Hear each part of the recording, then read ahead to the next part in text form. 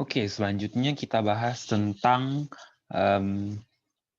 simpangan baku. Nah, simpangan baku itu rumusnya ini ya. Simpangan baku ini rumusnya. Ini untuk data tersebar. Data tersebar itu artinya apa? Data tunggal ya. Itu maksudnya data tunggal. Data tersebar itu maksudnya data tunggal.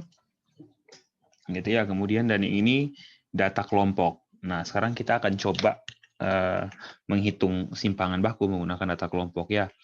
Oke, berikut kita masuk. Oke, kita punya data tabel seperti ini. Gitu ya, kita coba isi. Yang pertama, ini 1, 2, 5, 15, 25, 20, 12. Totalnya 80.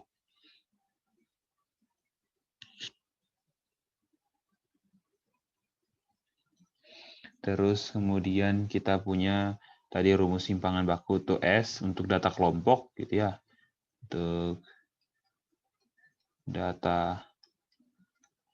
Untuk data kelompok S-nya itu apa? S-nya itu adalah sigma dari apa?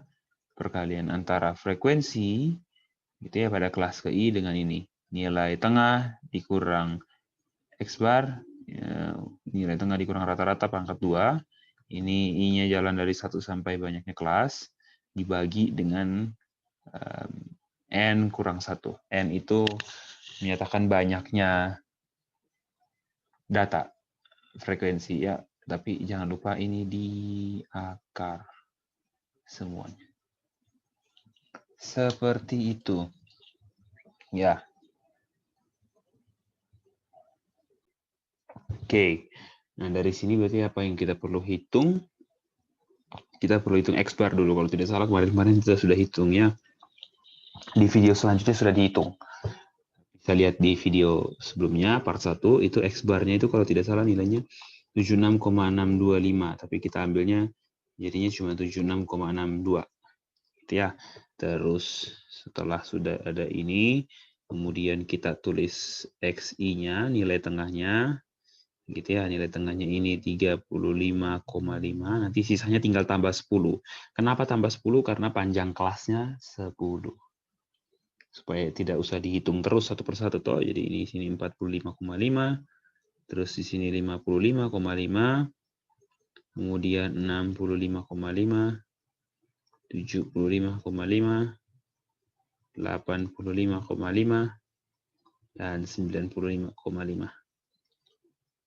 Nah,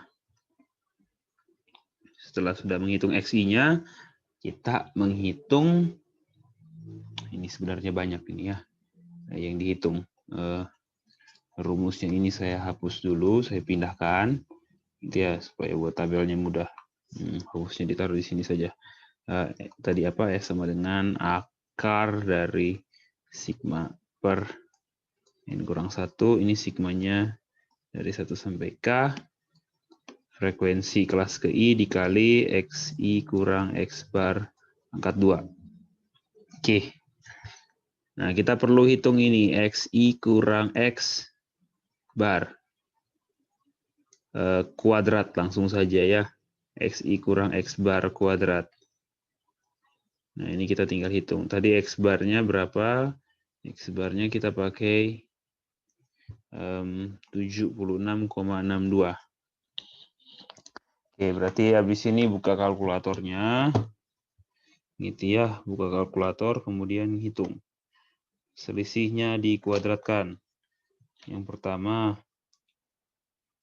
oke, yang pertama 76,62 kurang 35,5 pangkat 2.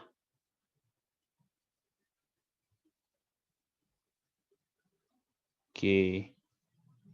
Dapatnya 1690,85. 1690,85. 85 gitu ya ditulis. Habis itu setelah itu dihitung lagi 76,62 diselisihkan dengan 45,5. Kenapa saya 76,2 kurang 6,62 kurang 45,5 sama saja ya. Kalau 45,5 kurang 76,62 dikuadratkan sama kalau kita tukar-tukar. Ya, karena itu saya selisihkan yang besar dengan yang kecil. Gitu ya. Sudah dapat pangkat 2. 968. 968,45. Terus setelah itu 76,62 kita selisihkan dengan 55,5. Terus pangkat 2. Oke. Saya dapat 446,05. Setelah itu 76,62 kita selisihkan dengan 65,5. Pangkat 2, 123,65. Ya. Setelah itu 76,62 dikurang 75,5. Pangkat 2 dapatnya 1,25. Terus setelah itu, nah ini sudah 85 kan, saya pakai gini saja. 85 dikurang 76,62. Oke, pangkat 2. Dapatnya 70,22. Sorry. 70,22. Terus akhir 95,5 dikurang 76,62. Pangkat 2. 365,45.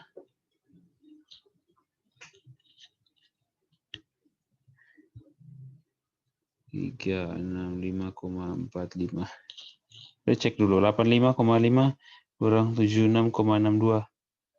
78,85. Aduh, ada yang salah. Sorry.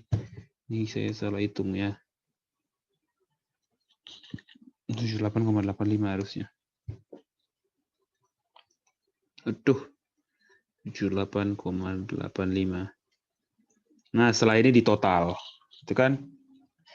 Sabar. Sebelum ditotal, kalikan dulu. FI kita kalikan dengan XI kurang X bar kuadrat. Dikalikan. Terus ditulis di tabel. Nilainya berapa? Wush. Oke. Nah.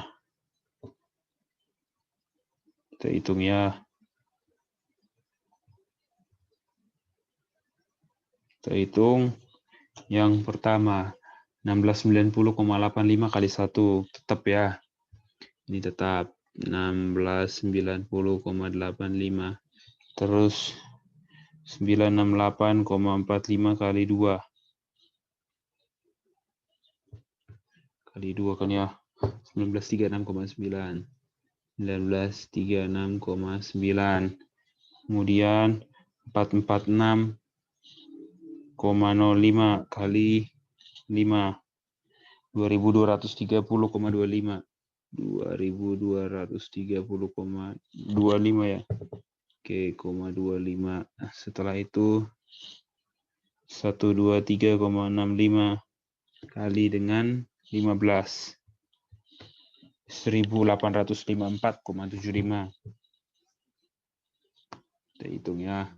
1854,75. Setelah itu 1,25 kali 25. 31,25.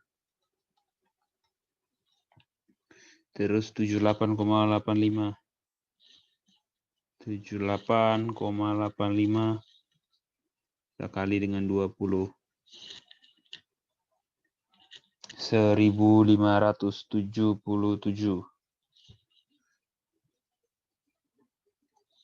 Dan yang terakhir 365,45 kalikan dengan 12.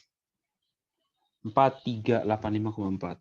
4385,4 dijumlahkan. Gitu ya, 4385,4 kita tambah dengan 1577 kemudian ditambah dengan 31,25, kemudian ditambah dengan 1854,75, ditambah lagi dengan 2230,25, ditambah lagi dengan 1936,9, tambah lagi dengan yang terakhir 1690,85. Dapatnya 13.706,4. 13.706,4. Berarti ini sudah, ini X bar. Jadi X barnya ditulis di sini.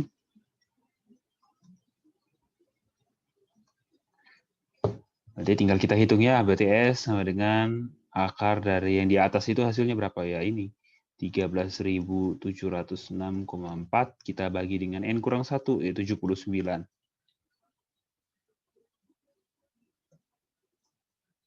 Kita bagi dengan 79. Dapatnya berapa? 173,498. 499. Nanti S-nya sama dengan akar dari 173,499. Berapakah hasilnya?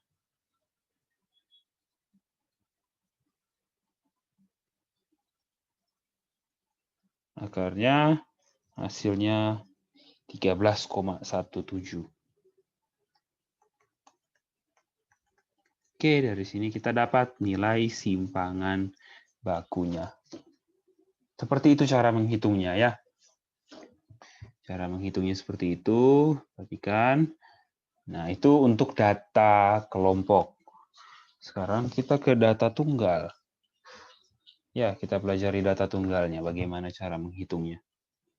Nah, kalau data tunggal lebih sederhana. Misalkan, gitu ya, data tunggal itu rumusnya ini. Simpangan baku sama dengan tetap akar dari ini sigma dari apa ya, tinggal xi kurang x bar. Ya, i-nya dari 1 sampai sebanyak data. Misalkan K gitu ya. Dibagi ya n kurang 1 juga. Oke, contoh misalkan kita punya data 3, 4, 5, 6, 1. Hitung, diminta apa nih? Hitung S. Yang pertama kita hitung dulu X bar. X bar apa nih? Ya 3 tambah 4 tambah 5 tambah 6 tambah 1. Bagi 5. 7 tambah 5, 12 tambah 6, 18. Oke, kita buat 2 saja ya, biar bagus angkanya. 7 tambah 5, 12 tambah 6, 18, 20. 20 bagi 5, 4. 20 bagi 5 dapatlah 4 X barnya. Terus kemudian kita hitung. X1, sorry ini kuadrat, jangan lupa. Yang pertama X1 kurang X bar. Berapa? Ya, kita bilang ini X1. Dia ini X2, ini X3, ini X4, ini X5. Oke, 3 X1 kurang X3, 4 kuadrat. Berarti ini 3 kurang 4 kuadrat. 1. Yang pertama. Yang kedua, X2 kurang X bar kuadrat. 4 kurang 4 kuadrat ya 0. Terus kemudian X3 kurang X bar dikuadratkan. 5 kurang 4. 1 kuadratkan. 1 lagi. Yang terakhir, X4 kurang X bar kuadrat. X4, 6. 6 kurang 4 kuadrat. 2 pangkat 2, 4. X5 kurang X bar kuadrat. 2 kurang 4. Negatif 2 pangkat 2, 4. Sudah, tinggal kita jumlahkan semua. Berarti apa nih? Sigma dari XI kurang X bar kuadrat I-nya dari berapa? 1 sampai 5. Itu berapa nih? 1 tambah 0 tambah 1 tambah 4 tambah 4. 2 tambah 8, 10. Udah. Terus datanya ya N kurang 1-nya berapa? Berarti ya 5 kurang 1, 4. Berarti apa nih? S-nya berarti gimana ya? S. Jadi ini kan rumusnya ya. Rumusnya itu akar sigma dari, ditulis di atas sini kan. Sigma dari apa? XI kurang X bar kuadrat, ini I-nya dari 1 sampai 5, dibagi 5 kurang 1. Jadi kita punya di atasnya tadi sudah dapat 10 bagi 4. 10 bagi 4 ya, berarti akar 10 per 2 ya, akar masing-masing kan. Akar 10 per 2. Ya, kalau kita hitung akar 10 itu berapa? Sekitar 3 koma sekian. Akar 10. 3,16. 3,16 bagi 2. Berarti dapatnya apa nih? 1,58. Seperti ini. Selesai. Itu untuk simpangan baku. Oke, itu untuk menghitung simpangan baku, data tunggal dan data kelompok. Terus kemudian kita ke ini, materi inisiasi yang kelima. Nah, materi inisiasi kelima ini sedikit saja. Kita belajar ini, menghitung ukuran kemiringan dan keruncingan. Gitu ya. Nah, di sini diberitahukan, gitu ya. Jadi, di sini diberikan jenis-jenis kurva dari, apa namanya, kurva dari distribusi, model distribusi. Nah, yang pertama itu dibilang kurvanya itu distribusi negatif. Jadi distribusi negatif itu dikasih tahu. Distribusi negatif itu kalau bagaimana? Kalau apa? Koefisien kemiringannya negatif. Di mana apa? Tandanya apa? Rata-rata, nilai rata-rata dan median ada di sebelah kiri. Ini lihat ya. Ini modus di sini, sorry. Lihat ya. Ini modusnya di sini, tapi median dan min di sebelah kiri. Nah, kalau modus min dan mediannya di tengah-tengah itu dibilang apa? Distribusi simetrik, berdistribusi simetrik. Nah, kalau berdistribusi positif maka apa? Pasti kalau yang negatif di sebelah kiri modus, kalau positif pasti apa? Di sebelah kanan modus. Seperti ini. Ya. Jadi ini biasanya dibilang apa ini? Ini kurva positif, ini kurva simetri dan ini kurva negatif. Seperti itu. Gitu ya. Jadi yang apa namanya? Yang nilai apa maksimumnya itu di kiri, terletaknya pada kiri kurva lagi, terletak pada data-data di awal gitu ya. Ini kan data awal toh di sini. Ini data awal, maka itu kita bilang kurva positif. Gitu ya. Atau kalau kita lihat kalau gendutnya ke kiri ini gitu ya, atau kurvanya mancung atau menceng ke kiri, yang ini positif. Ini simetri. Yang ini negatif. Seperti itu. Oke, kita lanjut. Nah, ini dikasih tahu kemiringan itu derajat ketidaksimetrian. Gitu ya, ini definisinya diberikan. Atau dapat juga didefinisikan sebagai apa? Penyimpangan dari kesimetrian dari suatu distribusi. Nah, ukuran kemiringan itu ukuran yang menyatakan sebuah model distribusi yang memiliki kemiringan tertentu. Nah, cara hitungnya bagaimana? Di sini. Jadi ada beberapa koefisien kemiringan ya. Yang pertama ini koefisien kemiringan pertama dari Pearson. Itu kita gunakan apa? Notasinya K itu apa? K itu apa? Koefisien kemiringan pertama. X bar itu rata-rata dikurang mo itu modus dibagi S simpangan baku. Sudah bisa hitung semuanya kan ya. X bar sudah dipelajari, modus juga sudah dipelajari, simpangan baku juga sudah. Kalau koefisien kedua itu apa? 3 dikali X bar kurang median bagi simpangan baku.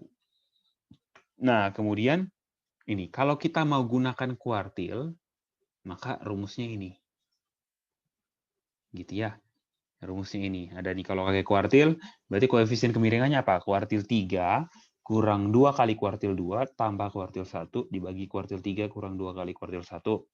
Atau kalau gunakan presentil, jadinya ini. Jadi kemiringannya adalah apa? Presentil 90 dikurang 2 kali presentil 50 tambah presentil 10 bagi apa? Presentil 90 kurang presentil 10. Seperti itu. Nah, misalkan contoh di sini diketahui 5 orang siswa, datanya itu 8, 4, 5, 3, 4. Gitu ya, data nilai 5 orang siswa. Terus dibilang tentukan koefisien kemiringan pertama dari Pearson. Berarti koefisien kemiringan pertama rumusnya apa? Pakai X bar, modus, dan simpangan baku. kita butuh hitung itu. X bar-nya kita bisa hitung. Ya, di sini dapatnya 5. Pokoknya Bapak Ibu sudah bisa kerjakan toh, coba hitung bagaimana caranya ya. Ya, kalau X bar rata-rata kan tinggal dijumlahkan semua bagi 5 toh. 8 tambah 4 12, tambah 5 17, tambah 3 20, tambah 4 24, 24 bagi 5 harusnya ya 24 bagi 5 4, sekian ya harusnya. Ini datanya ini nih, X bar-nya aneh nih ya. Terus hitung juga simpangan baku. Ya XI kurang X bar, itu modusnya juga hitung modusnya yang paling banyak ya, modusnya 4. Nah, kita hitung. Dapat koefisien Pearson, koefisien kemiringan pertama dari Pearson. Gitu ya. Terus habis tadi apa? Kemiringan ada juga keruncingan. Gitu ya. Ukuran keruncingan adalah ukuran derajat kepuncakan dari suatu distribusi. Nah, ada 3 jenis ya. Yang pertama platy-kurtic, itu kalau apa koefisien kurtosisnya kurang dari 0,263. Terus kalau mesokurtik itu sama dengan 0,263 dan leptokurtik kalau koefisien kurtosisnya lebih dari 0,263. Nah, ini dikasih contoh. Kalau platy-kurtik bagaimana, mesokurtik dan leptokurtik gitu ya. Jadi leptokurtik itu berarti semakin semakin runcing ya. Jadi platy-kurtik itu yang melandai saja, mesokurtik agak sedikit runcing, dan yang paling runcing adalah leptokurtik. Nah, cara menghitung keruncingan gitu ya. Oke, berarti kita lihat dari apa? Koefisien kurtosisnya. Nah, koefisien kurtosis itu ini ya, dinotasikan dengan K, mungkin kita tambah KU sepertinya ya, supaya tidak membuat ambigu, karena kemiringan juga pakai K, koefisien kurtosis juga pakai K, semuanya pakai K, kita bisa gawat, bisa tertukar-tukar ya. Nanti bingung ini yang mana yang ini. Jadi ini ya, kurtosis KU.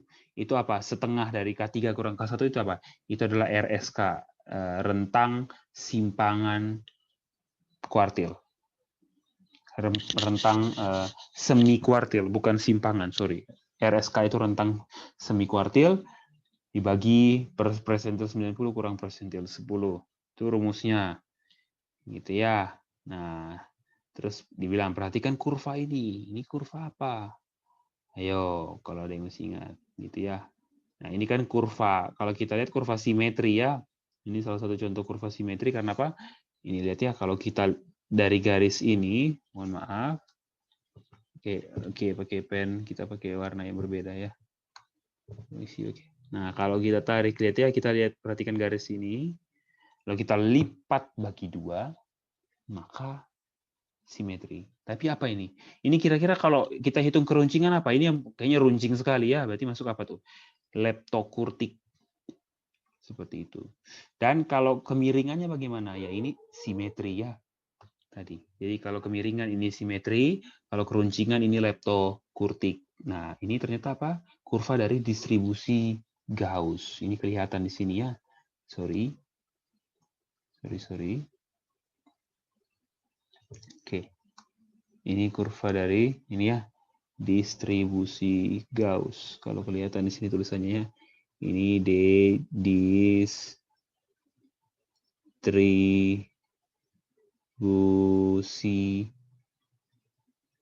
Gauss.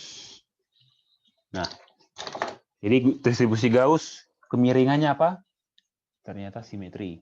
Keruncingannya leptokurtik. Itu ya, cukup tinggi. Jadi harus cukup runcingnya ujung dari kurvanya atau nilai maksimum dari kurvanya bagian sini. Oke, mungkin kita pakai warna biru. Nah, ini cukup runcing. Oke, itu sekian pertemuan materi pertemuan 5. Tugas saya akan berikan di grup masing-masing. Oke, terima kasih.